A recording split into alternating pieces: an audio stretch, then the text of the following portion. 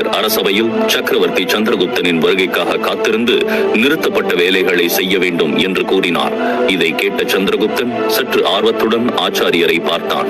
ஆச்சாரியர் சந்திரகுப்தனை பார்த்ததும், சக்கரவர்த்தி சந்திரகுப்தரே, மகத நாட்டில் இளவரசி நந்தினி பரிதாபமாக இறந்த செய்தியை இதுவரை நாம் தெரிவிக்கவில்லை. ஏனென்றால் நீ இல்லாத நேரத்தில் அவ்வாறு செய்வது எங்களுக்கு ஆபத்தை விளைவிக்கும். இப்போது இந்த தகவலை அதிகாரப்பூர்வமாக நாட்டில் உள்ள மூளை முடுக்கெல்லாம் அறிவிக்க வேண்டும். அதே நேரத்தில் இரங்கல் துக்கத்தையும் அறிவிக்கலாம். ஆனால் அரசு துக்கம் அனுஷ்டிக்கும் காலம் குறித்து பின்னர் தீர்மானிப்போம் என்று கூறினார். ஆச்சாரியர் கூறியதை கேட்ட சந்திரகுப்தன் சற்று அதிர்ந்து போனான். அவன் மிகவும் பதற்றமான குரலில், ஆனால் இளவரசி நந்தினியின் மரணம் பற்றிய தகவலை என் மூலமாக மட்டுமே தெரிவிக்க வேண்டும் ஆச்சாரியரே என்று கேட்டான். ஆச்சாரியர் சற்று யோசித்துவிட்டு, உன் மனநிலையை என்னால் புரிந்து கொள்ள முடிகிறது சந்திரகுப்தா. இளவரசி நந்தினியின் மரண செய்தி உனக்கு எந்த அளவுக்கு வேதனையானது என்று எனக்கு தெரியும். ஆனால் நீதான் இந்த வேலையை செய்ய வேண்டும். மக்களுக்கு உன் மீதுதான் நம்பிக்கை இருக்கிறது. உன்னுடைய தலைமை ஆலோசகர் மீதோ மற்றவர்கள் மீதோ இல்லை என்று கூறினார். சந்திரகுப்தன் இப்போது உச்சகட்டத்தில் இருக்கும் தனது துக்கத்தை கட்டுப்படுத்திக் கொண்டு அவையில் இருந்த அனைவரையும் பார்த்து, மகத நாட்டின் முன்னாள் பேரரசர் மறைந்த தனநந்தரின் மகள் இளவரசி நந்தினி பராந்தக தீவில் இறந்து விட்டார் என்பதை மகத நாட்டின் சக்கரவர்த்தி சந்திரகுப்தன் ஆகிய நான் அதிகாரப்பூர்வமாக அறிவிக்கிறேன். ஒரு பயங்கரமான தீ விபத்தில் எதிர்பாராத விதமாக அவர் இறந்து விட்டார்.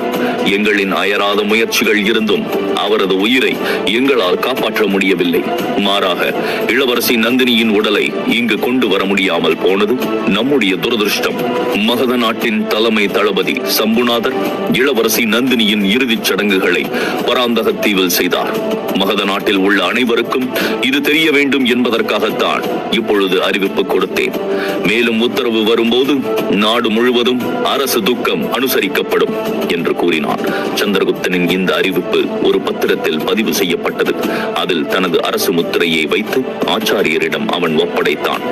ஆச்சாரியர் அந்த அறிக்கையை முரசு அறிவிப்பவரிடம் ஒப்படைத்துவிட்டு, இந்த அறிவிப்பை நம் நாடு முழுக்க பரப்ப வேண்டும் என்று உத்தரவிட்டார். முரசு அறிவிப்பவரும் உடனே அந்த உத்தரவை பின்தொடர ஆரம்பித்தார். அப்பொழுதுதான் தலைமை ஆளுநரில் ஒருவர் ஆச்சாரியரிடம், மன்னிக்கவும் ஆச்சாரியரே, அரசின் துக்க அறிவிப்பு குறைந்தது 15 நாட்களாவது நடக்க வேண்டும். அப்படி இருக்கையில் பிறகு துக்க காலத்தை முடிவு செய்யலாம் என்று நீங்கள் ஏன் அறிவித்தீர்கள்?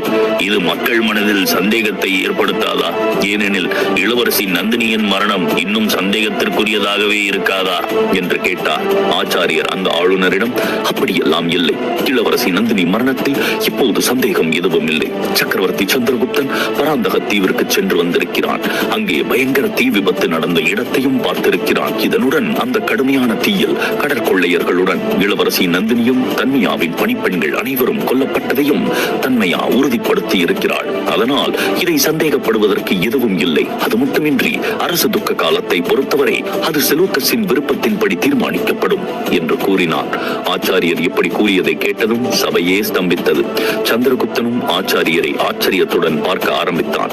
அப்பொழுது ஒரு அமைச்சர் ஆவேசமான குரலில் ஆச்சாரியரை பார்த்து, என்ன சொல்கிறீர்கள் ஆச்சாரியரே? மகத நாட்டின் அரசு துக்கம் செலூக்கஸின் விருப்பப்படி நடக்குமா? மகத நாடு செலூக்கஸின் கீழ் இருப்பதை நீங்கள் இப்போது புரிந்து கொண்டீர்களா என்று கேட்டார். ஆச்சாரியர் நிதானமாக, நான் சொல்வதை முழுமையாக கேட்காமல் இப்படி ஆவேசமாக எழுவது தேவையில்லாதது. நான் உண்மையில் செலூக்கஸுக்கு என்னுடைய திட்டத்தை அனுப்ப போகிறேன். மகத நாட்டின் அரசு துக்கம் அனுசரிக்கும் காலம் அந்த செலூக்கஸின் எதிர்வினைக்கு ஏற்ப தீர்மானிக்கப்படும். செலூக்கஸ் என் முன்மொழிவை ஏற்றுக்கொண்டால் மகத நாட்டில் இளவரசி நந்தினியின் மரணம் நாட்டின் விதிகளின்படி துக்கம் அனுசரிக்கப்படும். இல்லையெனில் துக்கத்தை உடைத்து செலூக்கஸுக்கு எதிராக போர் செய்ய வேண்டியிருக்கும் என்று கூறினார். இதை கேட்ட அந்த அமைச்சர் கிண்டலாக, அப்படியானால் நீங்கள் செலூக்கஸுக்கு ஒரு ஒப்பந்த திட்டத்தை அனுப்புகிறீர்கள் என்று அர்த்தம் தானே? போருக்கு முன்பே நீங்கள் தோல்வியை ஏற்றுக்கொண்டீர்கள் என்றுதான் அர்த்தம் என்று கூறினார். அப்பொழுது மற்றொரு அமைச்சர், இந்த முறையும் திட்டத்தில் அவரது மகள் உங்கள் வசம் இருப்பதாக நீங்கள் செலூக்கஸிடம் அச்சுறுத்தப் போகிறீர்களா? அதனால் சண்டை போடாமல் இங்கிருந்து திரும்ப வேண்டும். இல்லையேல் அவரது மகளுக்கு நீங்கள் தீங்கு செய்யலாம் என்று கூறினார். இதை கேட்டதும் ஆச்சாரியருக்கு கோபம் வந்தது. அவர் கோபமான முறையில், அப்படிப்பட்ட கோழைத்தனமான எந்த முன்மொழிவையும் நான் செலூக்கஸின் முன் வைக்கப் போவதில்லை. நான் ஹெலனாவை இதில் பயன்படுத்த விரும்பவில்லை. அப்படி செய்தாலும் நமக்கு எந்த லாபமும் கிடைக்கப் போவதில்லை. நஷ்டம்தான் அதிகரிக்கும். ஏனெனில் இது செலூக்கஸின் மனதில் பழி வாங்கும் உணர்வை இன்னும் கடுமையாக்கும். மேலும் அவர் மகத நாட்டின் பெயரையும் அடையாளத்தையும் அழிப்பதில் குறியாக இருப்பார். மகத நாடு இப்போது அந்த வலிமையான நிலையில் இல்லை என்பதை நாம் அனைவரும் நன்கு அறிவோம். வடகிழக்கு பகுதிகளில் உள்ள அனைத்து நாடுகளும் மாகாணங்களும் நம் கையை விட்டு போய்விட்டன. காந்தாரா நாடும் செலூக்கஸால் கைப்பற்றப்பட்டது. அதே சமயம் அந்நிய படையெடுப்பாளர்களின் தாக்குதலுக்கு முன் நாம் ஒன்றுபட்ட தேசமாக ஒன்றிணைந்திருப்போம் என்பதே எனது திட்டமாக இருந்தது. ஆனால் துரதிருஷ்டவசமாக இது சாத்தியமாகவில்லை. இப்போது செலூக்கஸ் உடனான நமது போர் உறுதியாகிவிட்டது. ஆனால் அதற்கு முன் நான் ஒரு கடைசி முயற்சி செய்ய விரும்புகிறேன். எனவே தனது மகள் ஹெலனாவை சக்கரவர்த்தி சந்திரகுப்தனுக்கு திருமணம் செய்து வைக்குமாறு செலூக்கஸுக்கு இந்த யோசனையை அனுப்புகிறேன். ஏனென்றால் ஹெலனாவிற்கும் சந்திரகுப்தனை திருமணம் செய்து கொள்ள வேண்டும் என்ற ஆசைதான் இருக்கிறது என்று கூறினார். ஆச்சாரியர் கூறியதை கேட்டதும் அரச சபையில் அமைதி நிலவியது. சந்திரகுப்தன் திகைப்புடன் ஆச்சாரியரை பார்த்துக் கொண்டிருந்தான். ஹெலனாவும் ஆச்சாரியர் கூறியதை கேட்டு ஆச்சரியப்பட்டாள். ஏனென்றால் ஆச்சாரியர் இவ்வளவு சீக்கிரம் இந்த முடிவை எடுப்பார் என்ற நம்பிக்கை அவளுக்கும் இல்லை. அது மட்டுமின்றி அரசவையிலேயே வைத்து இதை பேசுவார் என்று அவள் எதிர்பார்க்கவில்லை. இந்த விஷயத்தை பற்றி பேசுவதற்காகத்தான் ஹெலனாவை ஆச்சாரியர் இன்றைக்கு அரச சபைக்கு அழைத்திருந்திருக்கிறார். அதாவது இன்று சந்திரகுப்தனிடம் நிச்சயம் சில நல்ல விஷயங்களை கேட்பேன் என்று ஹெலனா கூறியது உண்மை என்று நிரூபணமானது. அந்த அவையில் இருந்த விஷக்கண்ணி தன்மையாவின் உதடுகளில் மெல்லிய புன்னகை வெளிப்பட்டது. ஆச்சாரியரின் இந்த முடிவால் அவள் மிகவும் மகிழ்ச்சி அடைந்தாள். ஏற்கனவே அதிருப்தியில் உள்ள ஆளுநர்கள் மற்றும் அமைச்சர்களிடமிருந்து எதிர்ப்புகள் எழ ஆரம்பித்தன. ஒரு ஆளுநர் ஆச்சாரியரை பார்த்து, ஆச்சாரியரே, நீங்கள் சொல்வதை நாங்கள் ஏற்கவில்லை. வரவிருக்கும் போரை எதிர்கொண்டு நீங்கள் திடீரென்று ஒரு உடன்படிக்கைக்கு வந்தீர்கள் என்று கூறினார். இன்னொரு அமைச்சர், உங்கள் முன்மொழிவு இன்னும் கோழைத்தனமாக இருக்கிறது என்று கூறினார். மற்றொரு ஆளுநர், ஆச்சாரியரே, நீங்கள் இனி பலத்தை பயன்படுத்தவில்லை, ஆனால் தந்திரத்தை பயன்படுத்துகிறீர்கள். சக்கரவர்த்தியையும் ஹெலனாவையும் கட்டாயமாக திருமணம் செய்து கொள்ளும்படி வற்புறுத்துகிறீர்கள் என்று கூறினார். இதையெல்லாம் கேட்ட மற்ற எல்லோரும் ஒரே குரலில் சேர்ந்து ஆச்சாரியரை பார்த்து பேச ஆரம்பித்தார்கள். அந்த அரச சபையே ஒரே பதட்டமாக கூச்சலுமாக இருந்தது. ஆனால் இப்படி ஒரு நிலை நிச்சயம் வரும் என்பதை ஆச்சாரியர் முன்பே தெரிந்திருந்தார். அதனால்தான் அவர்களின் எதிர்ப்பை மௌனமாக புரிந்து கொண்டார். ஆனால் இதை சந்திரகுப்தனால் சிறிதும் பொறுத்துக் கொள்ள முடியவில்லை. அவன் ஏதோ கோபமாக சொல்ல வரும் முன் ஹெலனா திடீரென்று தன் இடத்தை விட்டு எழுந்து உரத்த குரலில், இந்த திருமணத்திற்கு ஆச்சாரியர் என்னை வற்புறுத்துகிறார் என்று நீங்கள் சொல்வது பொய்யானது. நான் சக்கரவர்த்தி சந்திரகுப்தரை நேசிக்கிறேன். ஆச்சாரியரிடம் இந்த விஷயத்தை நான் முன்பே கூறியிருக்கிறேன். மேலும் உங்கள் சக்கரவர்த்தி சந்திரகுப்தரிடமும் நான் என்னுடைய காதலை கூறியிருக்கிறேன். அதனால் இந்த திருமணத்தில் எனக்கு எந்த ஆட்சேபனையும் இல்லை என்று கூறினாள். ஹெலனாவின் இந்த பேச்சால் அரசவையில் ஏற்பட்ட சலசலப்பு திடீரென தணிந்தது. ஹெலனாவின் இந்த தைரியத்தை பார்த்த ஆச்சாரியர் அவளை பாராட்டினார். ஆனால் அப்போது ஒரு மூத்த அமைச்சர் ஹெலனாவிடம், அபச்சாரம்! ஆண்கள் நிறைந்த இந்த அரசவையில் ஒரு பெண் தன் காதல் மற்றும் திருமணத்தை பற்றி விவாதிப்பது மிகவும் அநாகரிகமானது. இது சுத்தமும் வெட்கமின்மை. மாறாக இது மகத நாட்டின் அரசவையை அவமதிக்கும் செயலாகும். இதை மகத நாட்டின் தலைமை ஆலோசகரும் சக்கரவர்த்தியும் எப்படி பொறுத்துக் கொள்கிறார்கள் என்று எனக்கு தெரியவில்லை என்று கூறினார். இதை கேட்ட ஹெலனா ஏதோ சொல்ல வாயெடுக்கும் போது சந்திரகுப்தன் அந்த ஆளுநரிடம், இல்லை, ஹெலனாவின் நடத்தையால் மகத நாட்டின் ராஜசபைக்கு எந்த அவமானமும் இல்லை. ஆம், உங்கள் தனிப்பட்ட தற்பெருமை காயப்பட்டால் அது வேறு விஷயம். ஹெலனா தனது வார்த்தையை இயல்பான முறையில் தான் பேசியிருக்கிறார் என்று கூறினார். இதை பார்த்த அந்த ஆளுநர் சந்திரகுப்தனிடம் நக்கலாக, அப்படியானால் ஹெலனாவை திருமணம் செய்து கொள்ள நீங்களும் தயாராக இருக்கிறீர்களா, அல்லது ஆச்சாரியரின் ஏதாவது திட்டத்தின் கீழ் இந்த நடவடிக்கை எடுக்க நிர்பந்திக்கப்பட்டீர்களா என்று கேட்டார். சந்திரகுப்தன் எதுவுமே பேசாமல் அமைதியாக நின்றான். பின் அவன் முதலில் ஆச்சாரியரை பார்த்தான், பின் ஹெலனாவை பார்த்தான். சந்திரகுப்தனின் பதிலை அறியும் ஆவல் ஆச்சாரியரின் கண்களில் தெளிவாக தெரிந்தது. ஹெலனாவின் முகபாவனையும் ஆர்வத்தை வெளிப்படுத்தும் விதமாக இருந்தது. ஒருவேளை அவளும் சந்திரகுப்தனின் பதில் தனக்கு சாதகமாக வருமா என்று எதிர்பார்த்துக் கொண்டிருப்பது போல் இருந்தது. சந்திரகுப்தன் ஆளுநர் கேட்ட கேள்விக்கு பதில் சொல்ல ஆரம்பித்தான். அவன் சற்று இறுக்கமான குரலில், ஹெலனாவிற்கு எந்த ஆட்சேபனையும் இல்லை என்றால் நான் அவளை மகிழ்ச்சியுடன் திருமணம் செய்து கொள்ள தயாராக இருக்கிறேன். ஆச்சாரியர் விரும்பினால் அவர் இந்த முன்மொழிவை இப்போதே அல்லது இந்த தருணத்திலேயே செலூக்கஸுக்கு அனுப்பலாம் என்று கூறினார். சந்திரகுப்தனின் இந்த முடிவால் அரசவையில் மீண்டும் அமைதி நிலவியது. ஆனால் இப்போது இப்போது ஆச்சாரியரின் முகத்தில் திருப்தி தெரிந்தது. தன்மையாவின் மகிழ்ச்சியும் இரட்டிப்பாக அதிகரித்தது. ஹெலனா தன் மனதிற்குள், மிக்க நன்றி கடவுளே, நீங்கள் உண்மையில் அனைவருக்கும் நல்லது செய்கிறீர்கள் என்று நினைத்தாள். இந்த முடிவால் பெரும்பாலான ஆளுநர்களும் அமைச்சர்களும் கடும் அதிருப்தியில் இருந்தனர். ஆனால் ஆச்சாரியரின் முடிவை மாற்ற முடியாது என்பதை அவர்கள் தெரிந்து வைத்திருந்தனர். அதுவும் இல்லாமல் சந்திரகுப்தனும் ஹெலனாவை திருமணம் செய்து கொள்ள ஒப்புக்கொண்டான். எனவே அத்தகைய சூழ்நிலையில் அவர்களின் எதிர்ப்புக்கு இப்போது எந்த மதிப்பும் இல்லை. அதன் பின்னர் சில மூத்த மற்றும் அனுபவம் வாய்ந்த ஆளுநர்களும் அமைச்சர்களும் அங்கு இருந்தனர். அவர்கள் ஆச்சாரியரின் முடிவில் முழு உடன்பாடு கொண்டிருந்தனர். தற்போதைய சூழ்நிலையில் ஹெலனாவுக்கும் சந்திரகுப்தனுக்கும் திருமணம் செய்து வைக்கும் முன்மொழிவை செலூக்கஸுக்கு அனுப்புவது மகத நாட்டின் நன்மைக்கே என்பதை அவர்கள் புரிந்து கொண்டனர். சில ஆளுநர்களும் அமைச்சர்களும் ஒப்புக்கொள்ளாத போதிலும் ஆச்சாரியர் தன் முடிவை மாற்றிக்கொள்ளாமல், இந்த நிமிடமே காந்தார நாட்டிற்கு ஒரு தூதரை அனுப்பப் போகிறேன். என்னுடைய இந்த யோசனையை செலூக்கஸ் ஏற்றுக்கொண்டால் இறந்த இளவரசி நந்தினிக்காக 15 நாட்கள் துக்கம் அனுசரித்த பின்னர் சந்திரகுப்தனுக்கும் ஹெலனாவுக்கும் முறைப்படி திருமணம் செய்து வைப்போம். என்னுடைய இந்த ஒப்பந்தத்திற்கு செலூக்கஸ் ஒப்புக்கொள்ளவில்லை என்றால் செலூக்கஸுடன் போரிட தயாராக இருக்க வேண்டும். அத்தகைய சூழ்நிலையில் நம்மிடம் இருக்கும் பலத்துக்கு ஏற்றவாறு செலூக்கஸை நாம் எதிர்கொள்வோம்.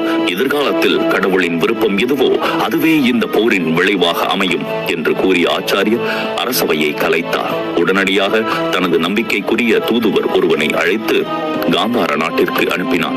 தன்மையா ஹெலனாவிடம் சந்திரகுப்தனை திருமணம் செய்து கொள்ள அவளுடைய அப்பா சம்மதிப்பாரா என்று கேட்கிறாள். அவளும் யோசித்துவிட்டு, என் தந்தை நிச்சயமாக சற்று கடுமையானவர் தான். ஆனால் அவர் என்னை மிகவும் நேசிக்கிறார். சிறு வயதில் கூட அனைத்து விஷயத்திலும் நான் பிடிவாதமாக இருந்தேன். அப்போது அவர் எனக்கு அன்புடன் விளக்கம் கொடுப்பார். நான் ஒப்புக்கொள்ளவில்லை என்றால் என்னை கொஞ்சம் கடிந்து கொள்வார். அப்பவும் நான் பிடிவாதமாக இருந்தால் இறுதியில் என் முடிவு என்னவோ அதையே அவரும் ஏற்றுக்கொள்வார். இந்த முறையும் அதையே தான் செய்வார். என்னுடைய பிடிவாதத்தின் முன் கண்டிப்பாக அவர் பணிந்து போவார். என்னையும் சக்கரவர்த்தி சந்திரகுப்தரையும் நிச்சயமாக அவர் ஏற்றுக்கொள்வார் என்று ஹெலனா மிகவும் உறுதியுடன் சொன்னாள். ஹெலனா கூறியதை கேட்டு நிம்மதி பெருமூச்சு விட்ட தன்மையா, நீ கூறியபடியே நடக்கட்டும் ஹெலனா. அப்படி நடக்கவில்லை எனில் இந்த போரின் சீற்றம் அனைத்தையும் அழித்துவிடும். அதன் பிறகு வருந்துவதை தவிர வேறு எதுவும் இல்லை என்று தன்மையா தன் பேச்சை குறைத்துக் கொண்டு, சரி, இப்போது இருவரும் சென்று ஓய்வெடுத்துக் கொள்ளுங்கள் என்று கூறிவிட்டு தன்மையா அங்கிருந்து வெளியே சென்றாள். சந்திரகுப்தனும் ஹெலனாவை அழைத்துக் கொண்டு தன் அறையை நோக்கி சென்றான். ஒன்றாக நடந்து கொண்டிருந்த போது திடீரென்று இருவரும் ஒருவரை ஒருவர் கைகளை பிடித்துக் கொண்டார்கள். மறுபுறம் மகத நாட்டிலிருந்து புறப்பட்ட தூதர் காந்தாரா நாட்டை அடைய சற்று தாமதமாகிவிட்டார். அதே நேரத்தில் செலூக்கஸ் ஏற்கனவே மகத நாட்டை தாக்க திட்டமிட்டிருந்தான். டிமிட்ராஸ் தனது படையுடன் மகத நாட்டின் தெற்கு எல்லையை அடைந்து அதை தூள் தூளாக்க நாளை காலை விடியலுக்காக காத்திருந்தான். ஆமாத்தியர் கூறியபடி காந்தாரா நாட்டின் படை வீரர்கள் அந்த நேரத்தில் ஏமாற்றலாம் என்று கூறியதால் ஒரு சிறிய தடை எழுந்தது. அவர்கள் கிரேக்க வீரர்களுடன் போர்க்களத்தில் நுழைந்திருப்பார்கள். ஆனால் அவர்கள் எதிரிகளை தாக்குவதற்கு பதிலாக கிரேக்க வீரர்களை அழிக்க ஆரம்பிக்கலாம். இது போன்ற நிலை ஏற்பட்டால் போரின் நெரிசலில் அவர்களை நிறுத்துவது சாத்தியமில்லாத ஒன்று. ஆனால் இப்போது ஆமாத்தியர் இதற்கும் ஒரு தீர்வை கண்டுபிடித்தார். அவர் செலூக்கஸிடம் வந்து, கிரேக்க படை வீரர்களுடன் காந்தார படை வீரர்களை சேர்ப்பதற்கு பதிலாக அவர்களை தனித்து வைத்திருக்க வேண்டும். மேலும் ஒட்டுமொத்த படையையும் ஒரே நேரத்தில் போர்க்களத்திற்கு அழைத்துச் செல்லாமல் ஒரு நேரத்தில் ஒரு சிறிய படை எதிரிக்கு முன்னால் நிற்க வைக்கப்பட வேண்டும். அதாவது எதிரியின் மீதான முதல் தாக்குதல் காந்தார படை வீரர்கள் மட்டுமே நடத்த வேண்டும். இப்போது இதில் 2 சாத்தியங்கள் இருக்கலாம். ஒன்று, காந்தார படை வீரர்கள் எதிரிக்கு முதுகை காட்டி போர்க்களத்தை விட்டு ஓட முயற்சிப்பார்கள். அத்தகைய சூழ்நிலையில் கிரேக்க படை வீரர்கள் உடனடியாக முன் சென்று அவர்களை கொன்று விடுவார்கள். அல்லது அந்த வீரர்கள் எதிரி படையுடன் சேர்ந்து விடுவார்கள். அப்போதும் நமக்கு அந்த அளவுக்கு இழப்பு ஏற்படாது. ஏனென்றால் அது ஒரு சிறிய படை பிரிவாக இருக்கும். ஆனால் அதிலிருந்து காந்தாரா படை வீரர்களின் நோக்கத்தை நாம் அறிந்து கொள்ளலாம். பின் எஞ்சியிருக்கும் வீரர்களை போர்க்களத்திலிருந்து நாம் அகற்றலாம் அல்லது மரண தண்டனை கொடுக்கப்படும் என்ற பயத்தை காட்டி எதிரியுடன் போரிட வற்புறுத்தலாம் என்று கூறினான். ஆமாத்தியர் கூறியதை கேட்டு செலூக்கஸ் சில கணங்கள் யோசித்தான். பின்னர் அவன் திருப்தி அடைந்து, இது மிகவும் உறுதியான திட்டம் இல்லை என்றாலும் இது செயல்படுவதற்கான சாத்தியம் மிகுந்த ஒரு திட்டமாகவும் வலுவாக உள்ளதாகவும் எனக்கு தோன்றுகிறது என்று கூறினான். செலூக்கஸ் டிமிட்ராஸை அழைத்து ஆமாத்தியர் சொன்ன வழியில் படையை படையை ஏற்பாடு செய் என்று கட்டளையிட்டவன் திடீரென்று ஏதோ ஞாபகம் வந்து ஆமாத்தியரிடம், ஆனால் காந்தார படையை யார் தலைமை தாங்கி நிர்வகிப்பது? என் கிரேக்க வீரர்களுக்கு அது பற்றி எதுவும் தெரியாது. யானைகளை அடக்க அவர்களுக்கு போதுமான பயிற்சி இல்லை என்று கூறினான். ஆமாத்தியர் ஏற்கனவே இந்த பிரச்சனைக்கு ஒரு தீர்வை யோசித்து வைத்திருந்தார். அவர் செலூக்கஸ் கேட்ட கேள்விக்கு, நாம் எதிரியை தாக்கத் தொடங்கும் போது யானை படை நமக்கு தேவைப்படும். எனவே அத்தகைய சூழ்நிலையில் நமது படைகள் உடனடியாக பின்வாங்கி யானைகளை மட்டுமே எதிரியிடம் விட்டு விடுவோம் என்று கூறினார். இதை கேட்டதும் செலூக்கஸுக்கு அதிர்ச்சியாக இருந்தது. அவர் கொஞ்சம் வியப்புடன், யானையை விட்டு விடுவோம் என்றால் என்ன அர்த்தம்? யானையின் மீது வீரர்கள் இருக்க வேண்டாமா? பிறகு யானைகளை யார் கட்டுப்படுத்துவது என்று கேட்டான். ஆமாத்தியர் புன்னகையுடன், தளபதி செலூக்கஸ் அவர்களே, நான் தயாரித்த ஒரு சிறப்பு மருந்துகளை அந்த யானைகளுக்கு வழங்குவேன். யானைகள் அதன் தாக்கத்தால் மிகவும் சீற்றமடையும். தன் எதிரே வருபவர்களை தாக்க ஆரம்பிக்கும். அந்த நேரத்தில் அது மிகவும் ஆக்ரோஷமாக இருக்கும். அவைகளை கட்டுப்படுத்துவது சாத்தியமற்ற ஒன்று என்று கூறிவிட்டு ஆமாத்தியர் திடீரென்று நிறுத்தினார். பின்னர் ஏதோ நினைவுக்கு வந்தவராக, நான் முன்பு ஒரு முறை சந்திரகுப்தனை கொல்வதற்காக இதை பரிசோதனை செய்து பார்த்தேன். ஆனால் அந்த நேரத்தில் அவனுடைய விதி வெற்றி பெற்றது. ஆனால் அதிர்ஷ்டம் யாரிடமும் நிரந்தரமாக தங்குவதில்லை. அது அனைவருக்கும் ஒரு வாய்ப்பளிக்கிறது என்று கூறிய ஆமாத்தியர் மீண்டும் அதே பழைய சம்பவத்தை நினைவு கூர்ந்தார். மீண்டும் பழிவாங்க வேண்டும் என்ற தீ அவருக்குள் கொழுந்துவிட்டு எரிய ஆரம்பித்தது. செலூக்கஸ் அவரை உன்னிப்பாக கவனித்துக் கொண்டிருந்தான். அவன் கிண்டலான புன்னகையுடன், சரி ஆமாத்தியரே, ஒருவேளை விதி உங்களுக்கும் இன்னும் ஒரு வாய்ப்பு கொடுத்திருக்கலாம். ஒருவேளை இந்த முறை அந்த பரிதாபமான சந்திரகுப்தன் இந்த யானைகளுடன் போரிட்டு கொல்லப்படலாம். இது நடந்தால் இந்த காட்சியை என் கண்ணால் நான் கண்டு கழிக்க விரும்புகிறேன் என்று அவன் கூறி முடிப்பதற்குள் அப்போது ஒரு இளம் கிரேக்க வீரன் அவர்களின் முன் நின்று கொண்டிருந்தான். அவனை பார்த்ததும் செலூக்கஸ் மிகுந்த ஆச்சரியத்துடன், ஆண்ட்ரூஸ், நீ இங்கே எப்படி வந்தாய் என்று கேட்டான்.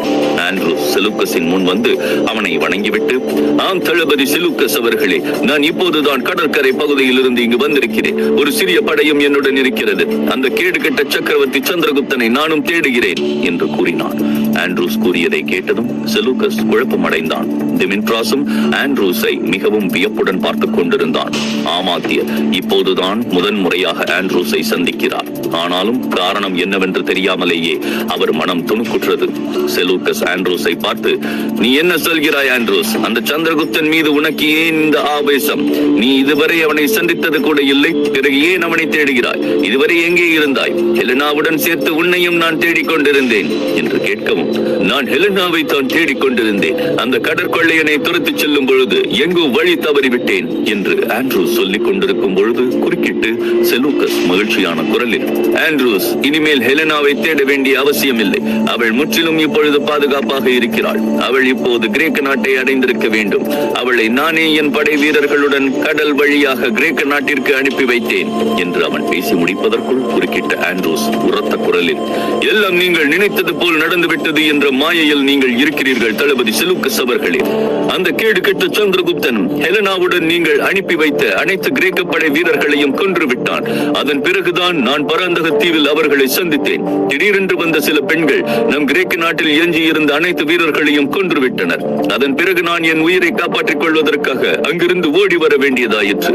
அந்த கேவலமான சந்திரகுப்தன் ஹெலனாவை தன்னுடன் அழைத்துச் சென்று விட்டான். தளபதி செலூக்கஸ் அவர்களே, தங்கள் மகள் ஹெலனாவும் தன் முழு விருப்பத்துடன் தான் அவனுடன் சென்று இருக்கிறாள். அவளுக்காக என்னை நீங்கள் தேர்ந்தெடுத்தீர்கள். ஆனால் அவள் தனக்காக சந்திரகுப்தனை தேர்ந்தெடுத்திருக்கிறாள். அவள் தன்னுடைய சொந்த விருப்பத்தின் பேரில் தான் அவனுடன் சென்றே இருக்கிறாள். இப்பொழுது நான் சந்திரகுப்தனை உயிருடன் விடப் போவதில்லை. நான் ஹெலனாவின் கண்களுக்கு முன்னாலே அவனை கொன்று விடுவேன் என்று கூறிய ஆண்ட்ரூஸ் கோபத்தில் எரிமலை போல் எரிந்து கொண்டிருந்தான். செலூக்கஸ் முணுமுணுத்தபடியே, இல்லை இல்லை, இப்படி நடந்திருக்க வாய்ப்பே இல்லை.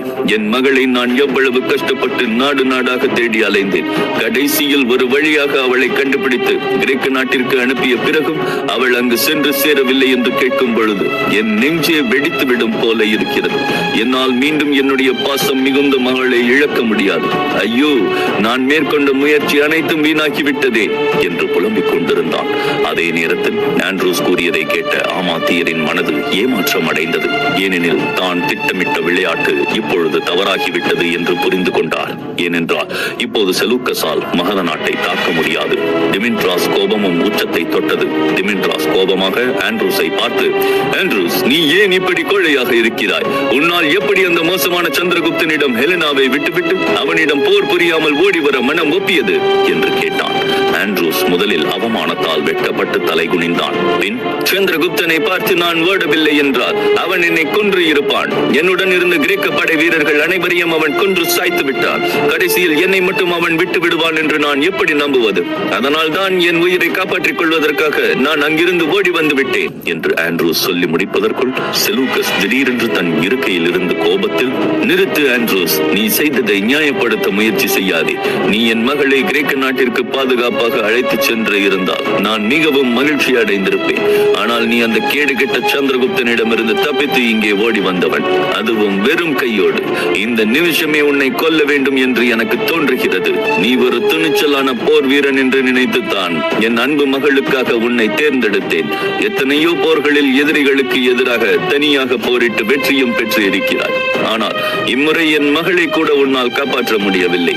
அப்படியானால் அந்த கேடுகெட்ட சந்திரகுப்தன் உன்னை விட தைரியசாலி என்பதை நிரூபித்து விட்டான். உன் மீது எனக்கு இருந்த நம்பிக்கை அனைத்தும் போய்விட்டது என்று கூறினான். ஆண்ட்ரூஸ் மெதுவான குரலில், தளபதி செலூக்கஸ் அவர்களே, சந்திரகுப்தன் மட்டும் நம் கிரேக்க படை வீரர்களை கொல்லவில்லை. அங்கு பல விஷக்கண்ணிகளும் இருந்தார்கள். அவர்கள்தான் சந்திரகுப்தனை நாங்கள் தாக்கத் தொடங்கும் முன்னே அந்த அடர்ந்த காட்டிலிருந்து ஒளிந்து கொண்டு எங்களை தாக்கத் தொடங்கினார்கள் என்று கூறினான். விஷக்கண்ணிகள் என்ற வார்த்தையை கேட்டதும் ஆமாத்தியர், ஓ, அப்படி என்றால் தன்மையா சந்திரகுப்தனை சந்தித்து விட்டாளா என்று முணுமுணுத்தார். ஆண்ட்ரூஸால் இனிமேல் எதுவும் பேச முடியவில்லை. அவன் மனம் இப்பொழுது அவமானத்தால் துடித்துக் கொண்டிருந்தது. செலூக்கஸ் இன்னும் எரியும் கண்களுடன் அவனையே பார்த்துக் கொண்டிருந்தார். டிமிட்ராஸ் ஏதோ யோசித்துவிட்டு செலூக்கஸிடம், தளபதி செலூக்கஸ் அவர்களே, ஆண்ட்ரூஸ் கூறியதை கேட்ட பின் இதில் ஹெலனாவின் மீதும் தவறு இருப்பதாக எனக்கு தோன்றுகிறது. நீங்கள் ஹெலனாவிற்காக இந்த ஆண்ட்ரூஸை தேர்ந்தெடுத்தீர்கள். ஆனால் ஹெலனா தன் சொந்த விருப்பத்தின் பேரில் சந்திரகுப்தனை தேர்ந்தெடுத்து அவனுடன் மகத நாட்டிற்கு சென்று இருக்கிறாள் என்று கூறினான். ஆமாத்தியர் திடீரென்று, குறுக்கிடுவதற்கு என்னை மன்னிக்கவும் தளபதி செலூக்கஸ் அவர்களே. ஆனால் நீங்கள் அந்த கேடுகட்ட சந்திரகுப்தனை மன்னர் புஷ்பநாதனின் நாட்டில் சந்தித்த அந்த நேரத்திலேயே நீங்கள் கொன்று இருக்க வேண்டும். ஆனால் நீங்கள் அவன் மீது இரக்கம் காட்டினீர்கள். ஆனால் இப்பொழுது பாருங்கள் அதனுடைய விளைவு எப்படி வந்து நிற்கிறது என்று கூறினார். ஆண்ட்ரூஸ், டிமிட்ராஸ் மற்றும் ஆமாத்தியர் பேசிய அனைத்து வார்த்தைகளும் செலூக்கஸின் உள்ளுக்குள் போட்டு குடைந்து கொண்டிருந்தது. ஆனால் ஹெலனாவின் விருப்பம் என்ன என்பது அவனுக்கு நன்றாக தெரியும். தன் மகள் சந்திரகுப்தனை நேசிக்கிறாள் என்பதும் அவனுக்கு தெரியும். அதனால்தான் அவள் கிரேக்க நாட்டிற்கு திரும்பவில்லை என்றும் அவனுக்கு தெரியும். ஆனால் பின்னர் அவன் தன் மகளுக்கு ஆதரவாக வாதாட ஆரம்பித்தான். சந்திரகுப்தனை செலூக்கஸ் ஏற்றுக்கொள்வானா? ஹெலனா சந்திரகுப்தன் திருமணம் நடக்குமா? அடுத்து ஆமாத்தியர் என்ன சதித்திட்டம் தீட்டப் போகிறார்? மேலும் தெரிந்து கொள்ள தொடர்ந்து கேளுங்கள்.